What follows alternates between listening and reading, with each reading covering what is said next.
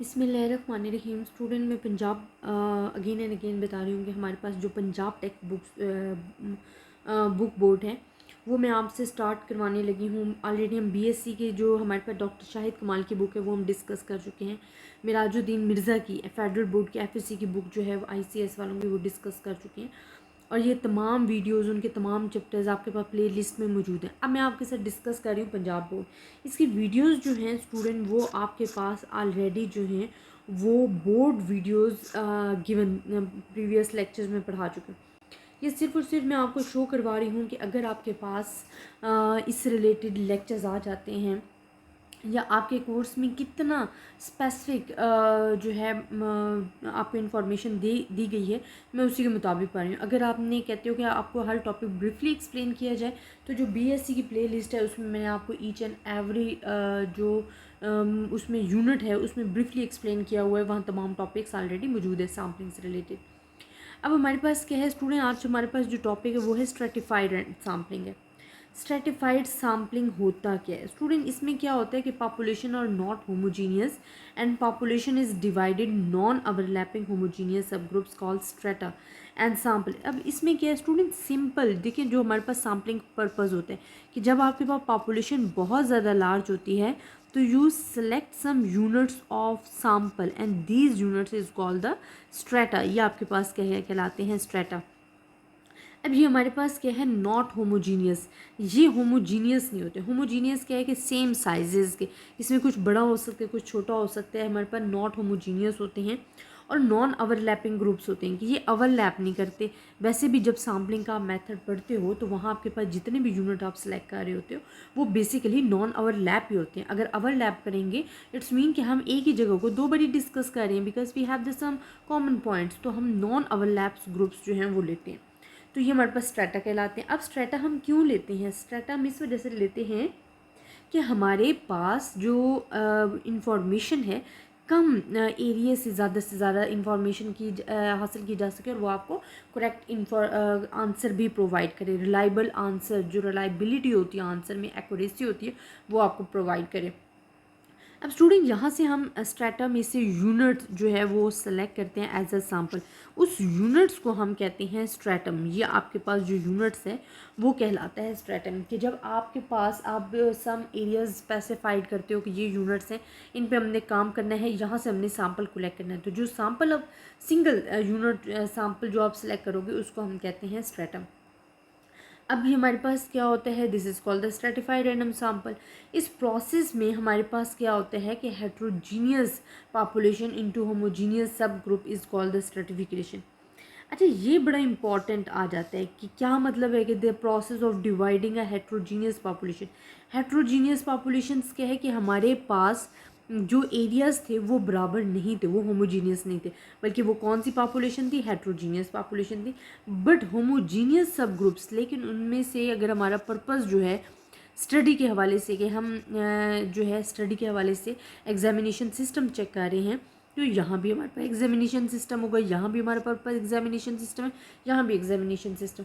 तो homogeneous sub groups में से हम हेट्रोजीनियस पॉपुलेशन। अच्छा, एक और इसका क्या मकसद है, जो आप ले रहे हो एग्जामिनेशन सिस्टम ले रहे हो तो यहाँ से भी आपने 5 कॉलेजेस सेलेक्ट किए, यहाँ से भी 5 किए, यहाँ से भी, तो हमारे पास होमोजीनियस सब ग्रुप्स होते हैं इन हेट्रोजीनियस पॉपुलेशन में से, तो that is called the stratification. अब हमारे पास बेनिफिट्स क्या होते हैं कि नॉन ओवरलैपिंग ग्रुप्स जो हैं वो आइडेंटिफाई हो जाते हैं, ठीक है, और हमारे पास ज़्यादा से ज़्यादा इंफॉर्मेशन हासिल हो जाती है। तो ये हमारे पास क्या कहलाता है, स्ट्रेटिफाइड सैम्पलिंग के जो है बेनिफिट्स हो जाते हैं। अब ये यूज़ कहाँ कहाँ होता है? एक तो हमारे पास होता है कि जब आपने सैम्पल फॉर ईच स्ट्रेटम के एडिक्यूट कि हमारे पास अगर हमने प्रोवाइड करना है स्ट्रेटम, ईच स्ट्रेटम को, तो वहाँ ये हमारे पास यूज़ हो सकता है। इसी तरह हमारे पास अगर हमें प्रीशियस एस्टिमेट्स चाहिए, अच्छे एस्टिमेट चाहिए, वहाँ भी ये यूज़ होगा। अब स्टूडेंट नेक्स्ट टॉपिक आ जाता है एरर। एरर हमारे पास क्या होता है कि ट्रू वैल्यू क्या है। देखिए ट्रू वैल्यू नाम से ही पता चल रहा है कि आपके पास क्या है कि जो करेक्ट वैल्यू होती है उसको हम कह रहे हैं कि जो आपको ओरिजिनल वैल्यू आ रही होती है, जिसमें कोई एरर के चांस नहीं होते, जिसमें आपके पास कंप्लीट इन्फॉर्मेशन आपने कंप्यूट की होती है और उसमें आपने किसी किस्म की बेहतियाती नहीं की है और आपके पास बिल्कुल ट्रू वैल्यू है जिसमें ज़ीरो एरर है, वो आपके पास ट्रू वैल्यू कहलाएगी। यहाँ भी ये बताया गया है कि would be obtain no error. इसी तरह हम एक्यूरेसी क्या होता है। अच्छा स्टूडेंट, ये तमाम चीज़ें जो है ना मैं ऑलरेडी बोर्ड पे डिस्कस कर चुकी हूँ। सिर्फ बुक से शो करवाने का मतलब ये है कि आपके पास जो लिमिटेड कोर्स है वो मैं आपको बता सकूँगी इसमें क्या क्या आपने चीज़ें जो हैं याद रखनी है, जो कि आपके लिए बहुत ज़्यादा इंपॉर्टेंट है, आपको वैसे भी पता होना चाहिए। एक्यूरेसी क्या होती है? एक्यूरेसी होती है कि जो हमारे पास डिफरेंस होता है सैम्पल रिजल्ट्स में और ट्रू वैल्यू में। अब हम वैसे भी सैम्पलिंग में पढ़ते हैं कि हमारा जो आंसर होना चाहिए एक्यूरेट होना चाहिए। एक्यूरेट क्या है? True value nearest to true value of population parameter के करीब तरीन होना चाहिए, कि आपके पास जो ट्रू वैल्यू है और जो सैम्पल से आपका रिजल्ट आया उसका जो डिफरेंस है that is called the accuracy. और ये हम कैसे इसको कैसे एक्यूरेसी को इंक्रीज़ कैसे कर सकते हैं? एक्यूरेसी इंक्रीज़ करना मीन कि आप कैसे अपना जो आंसर है उसको ज़्यादा से ज़्यादा जो ट्रू आंसर है उसके करीब ला सकते हो। तो एक्यूरेट कैसे कर सकते हो? ट्रू आंसर के बिल्कुल एक्यूरेट कैसे कर सकते हो? तो एक्यूरेसी इंक्रीज़ कैसे होगी?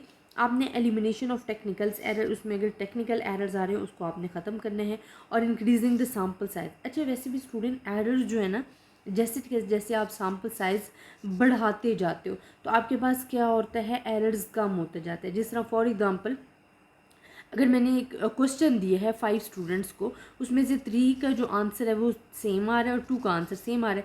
अब मेरे लिए तो प्रॉब्लम हो गया कि जी इन दोनों में से करेक्ट आंसर क्या है। तो मैं क्या करूँगी? नंबर ऑफ़ साइज़ बढ़ाऊँगी। नंबर ऑफ़ साइज़ कैसे होगा कि मैं 5 की जगह 15 स्टूडेंट्स को जो है वो क्वेश्चन सॉल्व करने के लिए दूंगी। अब उसमें से अगर मेरे पास 13 का आंसर जो है वो एक जैसा आ रहा है और 2 का आंसर सेम नहीं आ रहा, इट्स मीन कि जो हमारे पास 13 ज़्यादा से ज़्यादा आंसर सही आ रहा है, इट्स मीन कि वही सही है। वो जो 2 स्टूडेंट हैं वो मिस्टेक कर रहे हैं। तो अगर आप सैम्पल साइज़ बढ़ाओगे तो आपके पास एरर जो है वो कम से कम हो जाएगा। इसी तरह आपके पास आ जाता है प्रिसिशन क्या है, कि हमारे पास how closely we can reproduce, कि हम कितना क्लोजली रिप्रोड्यूस कर सकते हैं, कितना प्रीशियस जो है अपना आंसर ले सकते हैं by the same measurement. Error आपके पास फिर वही सेम आ गया कि एरर क्या होता है कि ट्रू वैल्यू और जो एस्टिमेटेड जो आपने खुद से एस्टिमेट की होती है उसके दरमियान जो डिफरेंस होता है वो आपके पास क्या कहला रहा होता है? एरर कहला रहा होता है। अब एरर भी डिवाइड हो जाता है स्टूडेंट, इसकी भी 2 काइंड्स हैं। एक हमारे पास होता है सैम्पलिंग एरर, एक हमारे पास है नॉन सैम्पलिंग एरर। अब इनमें फ़र्क पता है सिर्फ थोड़ा सा ही है। एरर जो है ना ये हमें पता है कि हमारे पास थीटा जो है वो ट्रू वैल्यू ऑफ पॉपुलेशन को शो कर रहा है, एंड ट्रू हमारे पास क्या शो कर रहा है कि सैम्पल स्टैटिस्टिक जो कि हमारा एस्टिमेटेड आंसर है। अब सैम्पलिंग एरर क्या होता है? सैम्पलिंग मतलब कि जो हमारे पास एस्टिमेट सैम्पल स्टैटिस्टिक है और जो true value of population parameter है उनका जो डिफरेंस है वो हमारे पास एरर करा रहा है। लेकिन वही, और इसमें भी सेम है कि हम इसको कैसे कम से कम कर सकते हैं कि इंक्रीज सैम्पल साइज़ आप करोगे, इम्प्रूविंग द सैम्पल डिज़ाइन, क्या हमने अच्छी प्लानिंग करनी है। डिज़ाइन सैम्पलिंग डिज़ाइन क्योंकि ऑलरेडी हम डिस्कस कर चुके हैं, उसमें आपके क्या था कि आपकी प्लानिंग अच्छी होनी चाहिए। इसी तरह हमारे पास क्या है कि यूजिंग द सप्लीमेंट्री इन्फॉर्मेशन, कि आप ज़्यादा से ज़्यादा जो आपकी प्रीवियस इन्फॉर्मेशन आपने उसको यूज़ करना है।